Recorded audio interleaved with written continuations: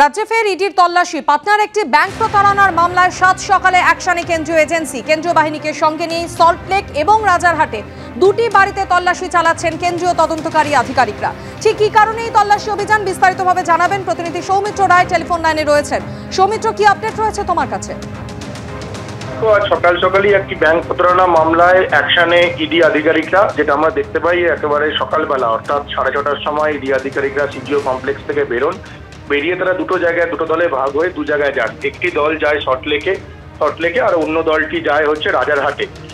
যেটা জানা যায় ইডি সূত্র মারফত খবর যে পাটনায় একটি ব্যাংক প্রতারণা মামলার তল্লাশিতে তারা যায় এবং যেটা আমরা দেখতে পাই যে রাজারহাটে একটি আবাসনে প্রথমে ইডি আধিকারিকরা যায়, তাদের সঙ্গে থাকেন কেন্দ্রীয় আধিকারিকরা। কেন্দ্রীয় জওয়ানরা একেবারে সেই আবাসন ঘিরে ফেলেন। তারপর ইডি আধিকারিকরা কেন্দ্রীয় জওয়ান আবাসন ঘিরে ফেলার পর তারপর ইডি আধিকারিকরা আবাসনে প্রবেশ করেন। আবাসনে প্রবেশ করার পর আবাসনের যে সিকিউরিটি গার্ড, সেই সিকিউরিটি গার্ডের কাছ থেকে তথ্য সংগ্রহ করেন। সেই তথ্য সংগ্রহ করে একেবারে সিকিউরিটি গার্ডকে সঙ্গে নিয়ে যে আবাসনের D4 সেখানে পৌঁছে যান। সেখানে পৌঁছে গিয়ে তল্লাশি চালান। অন্যদিকে সল্টলেকে সেখানেও একটি ব্যাংক প্রতারণা মামলা, যেটা আমরা জানতে পারছি ডি সূত্র মারফত, এই দু জায়গায় যে তল্লাশি হয়েছে এটা একই মামলার এবং একই সূত্রর ঘটনা, একই ঘটনার মামলার এই তল্লাশি করেছে। সেখানেও সল্টলেকেও একজন হোটেল ব্যবসায়ী, তার বাড়িতে ওই যে তল্লাশি চালান এবং যেটা জানা যাচ্ছে যে দুজনেই হোটেল ব্যবসায়ী, দুজনেই পার্টনারশিপে তাদের হোটেল বিজনেস এবং যেটা এই যে দুজনের যে হোটেল বিজনেস তাদের অফিস রয়েছে একটি সেক্টর 5-এ। এবং ইডি সূত্র মারফত আরো জানা যাচ্ছে যে এই প্রথমবার নয়, রাজারহাটের যে আবাসনে ইডি আধিকারিকরা আজকে গিয়েছিলেন পাটনার ব্যাংক প্রতারণা মামলায়, এর আগেও সেখানে একাধিকবার তল্লাশিতে গিয়েছিলেন। তবে তল্লাশি এখনো পর্যন্ত চলছে। তল্লাশি শেষ হওয়ার পর জানা যাবে বিস্তারিত যে কি বিষয় তারা সেখানে গিয়েছিলেন। মাধুরী, ধন্যবাদ সৌমিত্র। সপ্তম তথা শেষ দফার ভোট রয়েছে আগামী শনিবার। আর শেষ দফা ভোটের আগে ফের একবার বঙ্গে প্রচারে প্রধানমন্ত্রী নরেন্দ্র মোদী। আজ কলকাতায় রোড শো করবেন তিনি। শ্যামবাজার থেকে সিমলা স্ট্রিট পর্যন্ত নরেন্দ্র মোদীর রোড শোর প্রস্তুতি খতিয়ে দেখতে গতকাল রাতেই শ্যামবাজারে পৌঁছে যান সুকান্ত মজুমদার। নেতাজি মূর্তির পাদদেশ থেকে স্বামী বিবেকানন্দর বাড়িতে যাবেন মোদী।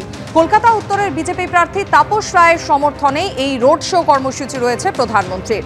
রোড শো করবেন প্রধানমন্ত্রী এবং এর পাশাপাশি বারাসাত এবং যাদবপুর লোকসভা কেন্দ্রেও তার সভা রয়েছে। অশোকনগর এবং বারুইপুরেও সভা করবেন প্রধানমন্ত্রী নরেন্দ্র মোদী।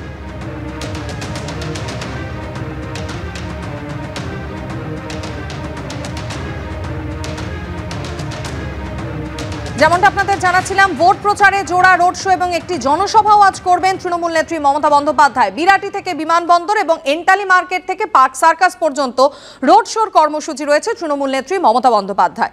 বেহালা চৌরাস্তাতেও আজ জনসভা করবেন মমতা বন্দ্যোপাধ্যায়। এদিকে পদ্ম প্রতীক লাগিয়ে প্রধানমন্ত্রী র্যালি করবেন বলে কেন বিজ্ঞাপন দিচ্ছে বিজেপি, এই প্রশ্ন তুলেছেন তৃণমূল নেত্রী।